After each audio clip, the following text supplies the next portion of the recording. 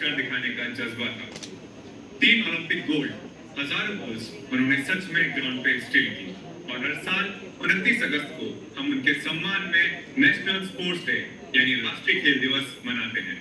और आज 27 अगस्त को हम उसी स्पिरिट को सेलिब्रेट करने के लिए आज यहाँ वर्चुअली जुड़े हैं। Improving our sports ecosystem in the country, nurturing talent for 2036 Olympics, creating youth leaders and प्रेरणा स्रोत, हमारे परम मित्र फिट इंडिया के प्रबल समर्थक और भारतीय खेलों को नई ऊंचाइयों तक ले जाने वाले हमारे माननीय परम आदरणीय प्रधानमंत्री श्री नरेंद्र मोदी जी, जिनका आह्वान खेलेगा इंडिया, खिलेगा इंडिया आज करोड़ों युवाओं को मैदान में उतरने कितने शानदार तरीके से खेलो इंडिया संवाद का एक कार्यक्रम आयोजित किया है। मैं आप सभी को बहुत बहुत बधाई देता हूं। मैं टेक्नोलॉजी के माध्यम से इस कार्यक्रम से जुड़े केंद्रीय मंत्रिमंडल के मेरे साथी, सभी मुख्यमंत्री, राज्य सरकार के अनेक मंत्री, संसद में मेरे सहयोगी, हमारे भारत के लाखों लाख वॉलेंटियर्स का भी बहुत हृदय से अभिनंदन करता हूं। आज इस कार्यक्रम में देश भर के एथलीट्स और स्पोर्ट्स जगत के महानुभाव भी मंच पर एकत्रित हुए हैं, जहां खेल, युवा शक्ति और भारत के उज्जवल भविष्य पर संवाद करने जा रहे हैं। आज के इस अवसर को और भी खास बना रहे हैं हमारे बीच मौजूद 2 प्रतिभाशाली यूथ आइकन। सबसे पहले मैं स्वागत करना चाहूंगा हमारे योग के क्षेत्र में पहचान बनाने वाले श्री अर्जुन परमार जी का। और हमारे दूसरे स्पोर्ट्स आइकन में कबड्डी के प्रतिभाशाली खिलाड़ी श्री आतिश जाट जी का। आप दोनों का इस कार्यक्रम में बहुत बहुत स्वागत एवं अभिनंदन है। और मैं चाहूंगा कि हम हमारे तालियों की गड़गड़ाहट से हमारे स्पोर्ट्स आइकन्स का स्वागत करें।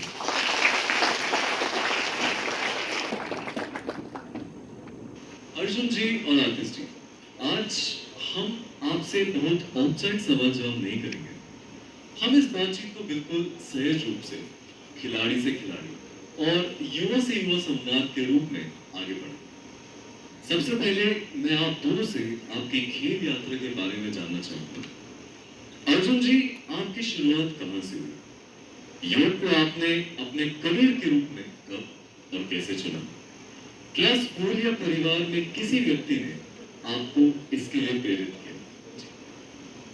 मेरा नाम अर्जुन परमार है और मैंने रिसेंटली एशियन चैंपियनशिप में 2 गोल्ड मेडल और वर्ल्ड चैंपियनशिप में 2 गोल्ड मेडल लिए। ये सबसे बड़ी अपॉर्चुनिटी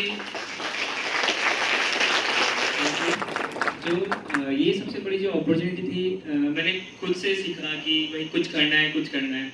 स्टार्टिंग में जब 2014 में मैंने सबसे पहले हमारी फीमेल एथलीट जो जिम्नास्ट है दीपा कर्माकर, जो त्रिपुरा वेस्ट बंगाल से है, उन्हें देखा था कि उनकी एक एपेटस होती है जिम्नास्टिक में, टोटल 6 एपेटस होती है। तो एक एपेटस उसमें होती है बोल्ट, जो मेल एथलीट भी करता है, फीमेल एथलीट भी करता है। फिर उसमें ऐसा था कि जो फीमेल एथलीट जो करते हैं उनमें थोड़ा रिस्क रहता है। रिस्क इसलिए रहता है कि उनके हेड थोड़े बड़े रहते हैं, तो इसलिए रिस्क होता है। अगर उसमें आप 0.50 सेकंड में अपनी आइज ब्लिंक करते हैं, उस एपेटस को करते हो, उस एपेटस में ऐसा होता है उसमें अलग अलग टाइप के होते हैं, सुकारा होती है, समरसॉल्ट होती है। तो उनका था एक समरसॉल्ट था। समरसॉल्ट में क्या होता है कि आपको बोल्ट के ऊपर हाथ रख के 3-4 रोल लेने होते हैं और नी बैंड नहीं होना चाहिए, आपको सीधी लैंडिंग आनी चाहिए।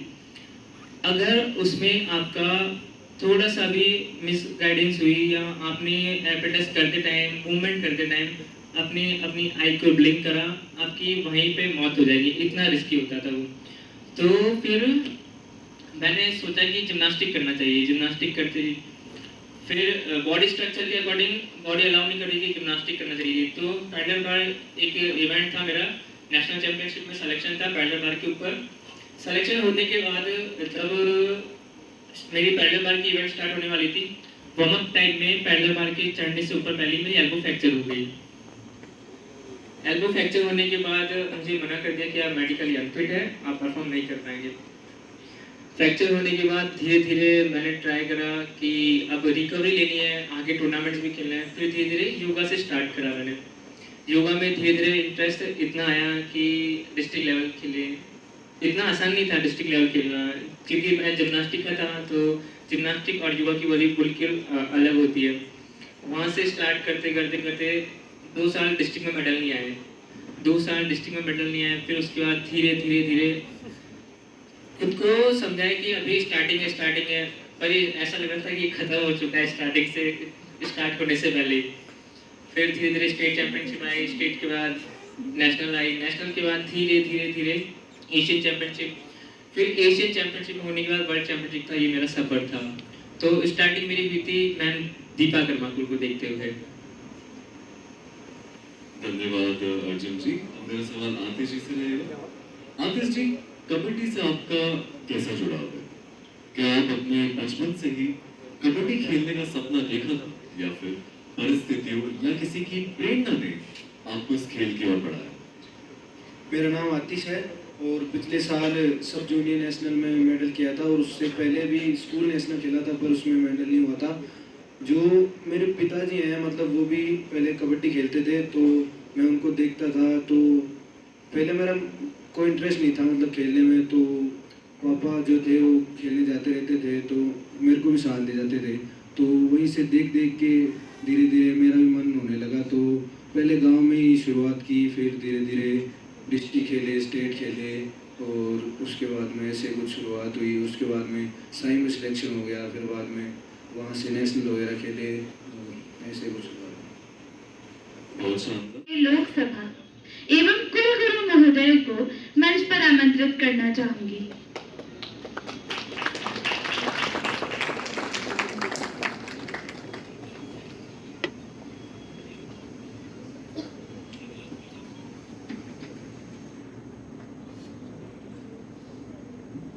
मैं अनुरोध करूंगी माय भारत स्वयंसेवक श्री लोकेंद्र सिसोदिया से कि वो आज के कार्यक्रम के मुख्य अतिथि केंद्रीय मंत्री महोदय का मोमेंटो देकर अभिनंदन करें।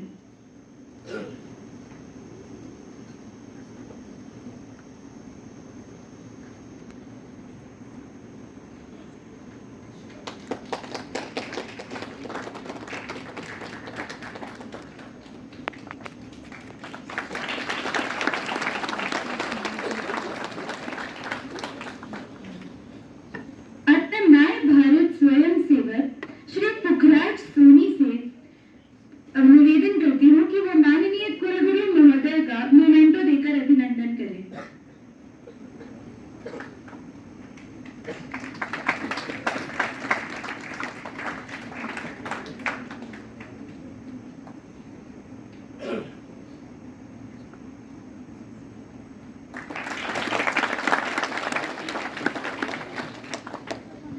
अब मैं भारत स्वयंसेवक सुश्री नंदिनी खंडेलवाल से स्पोर्ट्स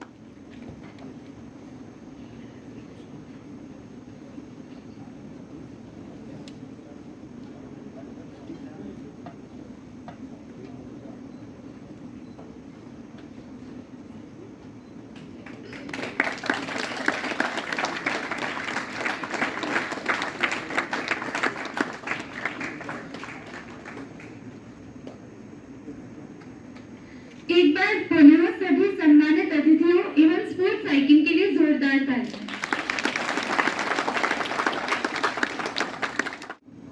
अब मैं माननीय हमारे मुख्य अतिथि श्री भागीरथ चौधरी जी से निवेदन करूंगी कि वो अपना मार्गदर्शन हम सबके साथ में साझा करें।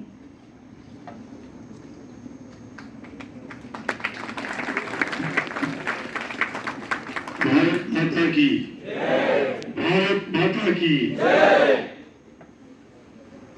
आज के इस राजस्थान केंद्रीय विश्वविद्यालय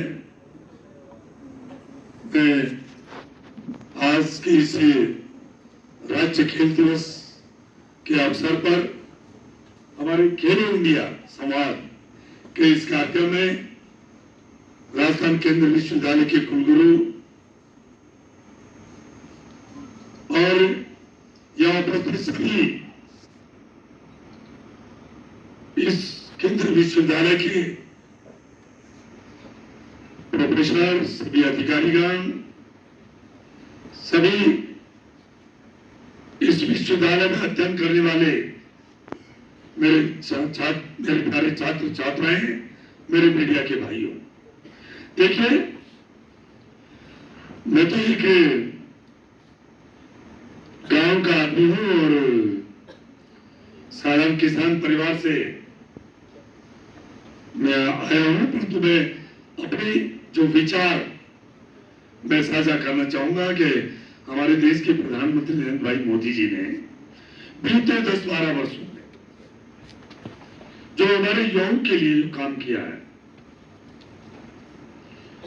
और पूरे विश्व में हमारा देश है जो युवाओं का देश है। आने वाला जो समय है हमारे युवाओं का है। इस देश को 2047 तक विकसित राष्ट्र बनाना है, देश को परम वैभव पर पहुंचाना है, तो आपके कंधों पर सारा दारोमदार है। हमारे देश में प्रतिभा की कोई कमी नहीं है, प्रतिभा किसी की मोहताज भी नहीं है। प्रतिभा कहीं झुकी झोपड़ी में भी मिलती है और मैं कह सकता हूं कि पूरे वर्ल्ड में हमारे हिंदुस्तानियों में जो प्रतिभा है वो संसार में कहीं भी नहीं है। आज पूरी दुनिया की नजर हमारे देश पर है, हमारे युवाओं पर है। हमें स्वस्थ रहना है। तो भाई हमारा अनुभव है आज बेटा है और मैं अभी जैसे एनएसएस से आया, इंटरेक्शन था आज हमारा मोदी जी से। तो मैथ्स भाई इतना ख़राब है, वो लोग डीन को पूछ रहे, डीन कह रहे कि भाई तुम मैथ्स से पूछो भाई कि एथलेटिक के लिए ना बॉडी के लिए क्या चाहिए, फूड चाहिए, जो प्रोटीन नहीं, ये प्रोटीन ही नहीं दे रहे लोग। ऊपर से इतना ख़राब है भाई, क्या ही बोलूँ, इतना पानी ख़राब है, यहाँ पर आरओ ही नहीं है।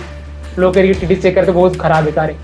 भाई अनुभव बताओ, फूड कितना ख़राब है? फूड यहाँ की रोटी जैसे मिलती है बहुत ही कहते हैं कि टूटती ही नहीं है, जैसे 2 दिन की 3 दिन की रोटी की तरह लगती है।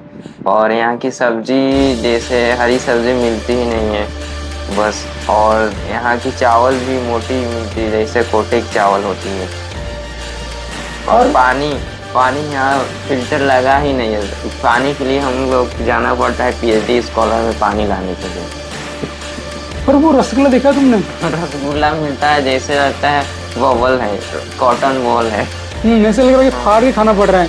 और कल कुकुम्बर दिया था उसमें भाई, अभी क्या ही बोलूं मैं, वो कुकुम्बर ना भाई वो येलो पड़ गया था भाई, ऐसा लग रहा है खराब है, उसने काट दिया। और वो ऐसे निकाल भी नहीं रहे, पता नहीं कैसे धो रहे भाई। अगर गंदा धो रहे ना तो उससे हेल्थ इसका इंडाइजेशन होगा। और वो वॉशरूम का वो रेस्टोरेंट होता था फ्लॉस, वो फ्लॉस काम नहीं कर रहा है, मतलब जो वेस्टर्न का है ना, तो पानी डालना पड़ रहा है उसको यूज करने के लिए। अभी ये हो गया। और क्या था वो, हाँ इनका डोर स्किन यार, जो बाथरूम है ना भाई, जो नहाने का, उसको ऐसे डोर में कुंडी नहीं है, कुंडी उसको भाई इतना डिफिकल्ट डालना पड़ रहा है, क्या ही बोलूँ भाई। अब मैं अभी एनएसएस आया भाई, वो 3 बार तो ऐसे बोल रहे कि भाई तुम ये कर देंगे वो कर देंगे। ओलंपिक्स है ना, तो 20 और 36 से कुछ बोला था उन लोगों ने कि भाई हम उनके लिए प्रिपरेशन कर रहे हैं कि हमारा देश विकसित भारत बने। बट भाई ऐसी फैसिलिटी तो कोई एथलीट नहीं मिलने वाला है, मुझे कोई चांस ही नहीं। अगर आपके पास पैसा नहीं है, मुझे लगता नहीं कोई एथलीट बन सकता है।